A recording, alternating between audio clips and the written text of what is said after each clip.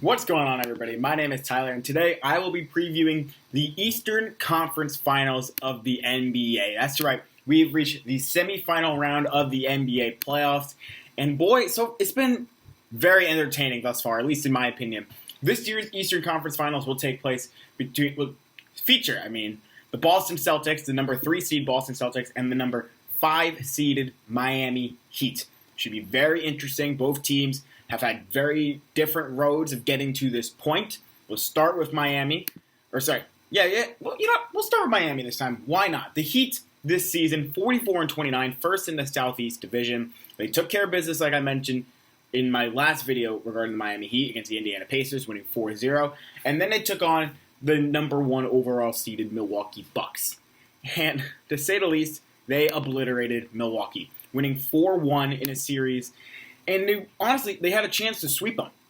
They had a legit chance of sweeping them. They beat the Bucks 115-104 in Game 1 behind 40 points from Jimmy Butler, 116-114 in Game 2, 115-100 in Game 3. They lost 118-115 in Game 4. And I honestly thought the Heat had a chance of winning. And then finally, 103-94, they win, closing out the series in Game 5. And this playoffs for Miami, it's been really the Jimmy Butler show. 21.8 points so far through the playoffs, 5.6 rebounds, 4.2 assists, 2.1 steals, leading the Heat in both points and steals per game. Jimmy Butler, he's embodied this Miami Heat culture. It's worked out really well. It's had a ripple effect throughout this team, and it's really interesting to watch Jimmy Butler play with guys like Goran Dragic, Bam Adebayo, Tyler Hero, Jay Crowder, etc., etc. All these players, the Heat, they have that same mindset of never give up, I guess, never say die, and just keep fighting every single game.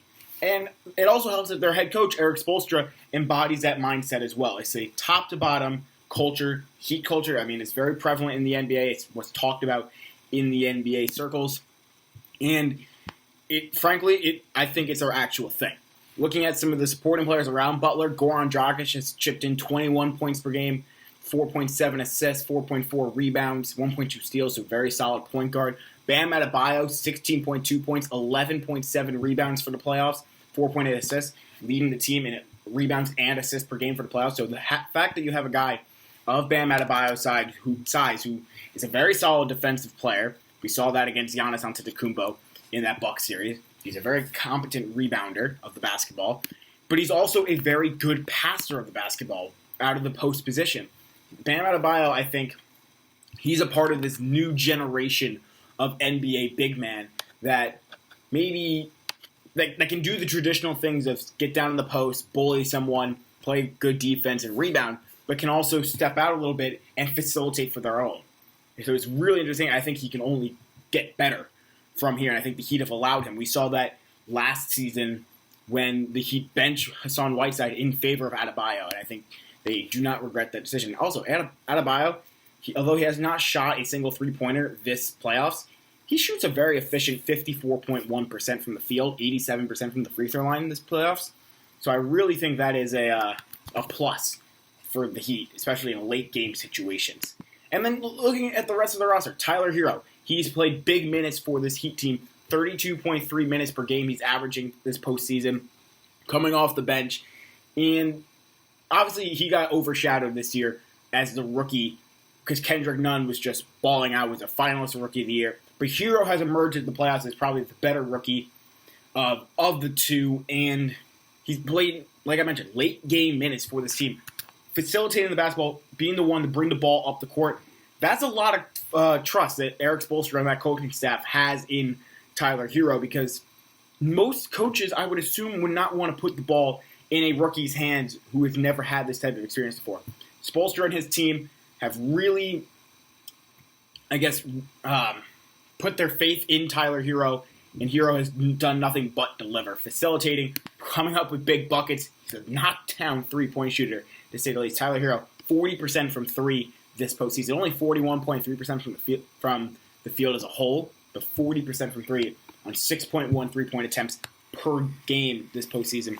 It's really, really nice to watch. And then looking at the Heat against the Celtics this season, they lost 2-1 the series, but Game 1, 112-93, Celtics win. Game 2, 109-101, Celtics win. Game 3, 112-106, Heat win. So maybe there's something there that we just haven't seen. And I think the Celtics are slowly starting to get better. Also, the Heat beat the Celtics in the bubble. That was that third matchup, 112-106. The Heat won. And Jimmy Butler didn't play. So the fact that Butler didn't play, the Heat were still able to beat Boston, which does say a lot going into, because obviously a lot of things have changed since their first two matchups of the season. Looking at the Celtics in their playoff run so far, they swept the Sixers easily in their first round, like I mentioned. Then they had the Raptors. They won game 1 and 2 relatively convincingly, I would say. 112-94 in game 1, 102-99 in game 2. And then game 3, the Celtics were up 103-102, or 101, with 5 seconds remaining. Kemba Walker had dished that ball off to Daniel Tice. People thought, all right, Celtics, they're going to go up 3-0. It's going to be a sweep. Bada bing, bada boom, we're done. Then OG Anunoby drills that three-pointer, and it's a 2-1 series. The series ultimately shifts immensely, I think. That changed the total course of the playoffs, or of that series, because then the Raptors won Game 3 and won Game 4, 193, and that puts things at 2-2. Imagine if the Celtics had won Game 3. Anunoby misses that three-pointer, whoever shot it. Kyle Lowry, his pass gets tipped by Taco Fall, which, by the way, Taco Fall, Game 3. He's guarding Kyle Lowry on the inbound. Has over 1.5 foot difference, I think, from him and Kyle Lowry in terms of height. He didn't even jump. He just had his arms up like this. Didn't even jump. And Kyle Lowry still put a remarkable pass over him. That just shows the inexperience of Taco Fall. So hopefully he gets a little bit better there. Somebody tells me we won't see him in this conference finals, to say the least, unless the Celtics are desperate. Neither here nor there. That's the Taco Fall portion of today. But then the Celtics, they won Game 5, 111-89. Lost Game 6, 125-122. And then they had Game 7, 92-87. Boston won. That game was a lot closer than people probably thought it was, given how down to the wire it was, how close it was. Also, that 125-122, that was a double overtime game. So it was really, really a hard-fought series all the way around for Boston. And ultimately, they were able to come out on top, which I guess that's all that matters, as long as you win. Brad Stevens has coached this team really well, similar to Spoelstra. This will be another great coaching matchup between Spoelstra, guy who's been there, done that, and Stevens, who, although he's been in the league for a while, really hasn't taken it to that next level. The Celtics have gotten to the conference finals before. Now let's see if they can get to the NBA finals. Should be interesting. The Celtics, they got a nice big three going, I would say. Jason Tatum, Kemba Walker, Jaylen Brown. Tatum leading the teams this postseason in points and rebounds per game with 25.3 and 10.1 rebounds. Also chipping in 4.3 assists and 1.2 blocks and a PER over 21, so very solid. Walker, 21 points, 7.6 rebounds. Walker, 19.6 points, 4.1 rebounds, 5.3 assists leading the team. Then there's Jaylen Brown, who has 21 points, 7.6 rebounds, and 1.5 steals, which leads the team this postseason. And circling back to Kemba Walker real quick before I get to the two young guys. Kemba, his whole career, he was playing on a really bad Charlotte Hornets team. That's no question, no ifs, ands, or buts about it. So the fact, not little playoff experience. So the fact that here he is coming into a role where he was replacing Kyrie Irving at the beginning of the year, and he's taken on not only a leadership position and being seen as like a 1B, I guess, to Tatum, coming into the season probably be viewed as a 1A to Tatum, and then that ultimately shifting. Walker is just taking it with stride. I think he's a perfect player for this team, especially for those young guys in Tatum, Marcus Smart, Brown, et cetera, et cetera. And Kemba Walker, he hasn't had the greatest of games, to be completely honest, this postseason. But he has made the plays when they matter most. Like I mentioned before, he was the one that set up Daniel Tice for that dunk to give the Celtics a lead in Game 3. Kemba Walker, I'm sure the Celtics lost the game, but Kemba Walker had the awareness to make that play, which goes a long way. Looking at the young guys, Tatum, Brown, and we'll even include Marcus Smart in this one. Those three guys have played phenomenally. Marcus Smart had 25 points. I think it was in game 7, if I'm not mistaken. played phenomenally in that one. He's just been a pest this whole postseason on both sides of the ball. That's something that's something that goes a long way. Safe to say. I mean, when you have someone like Marcus Smart can do everything, then that will be needed against the Heat.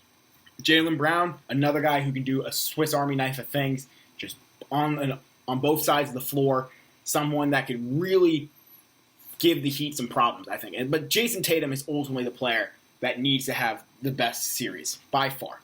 If Jason Tatum wants to cement his place as one of the top 15, maybe even 10 might be stretching it a little bit, players in the NBA, he would need to have a monster series. Because it's going to be him and Jimmy Butler, one-on-one, mano-a-mano. Those are the two stars of both teams. They're both all-stars this year. So the fact that if Tatum performs well, the Celtics have a great chance. If Jimmy shuts Tatum down, because here's the thing with Tatum, personally, I think he's only a one-way player. He's great at what he does, don't get me wrong. He's a great scorer, 44% from the field, 41.9% from the free. He needs to get a little better free throw shooting, but it's real. Free throw shooting, it's a struggle for a lot of people.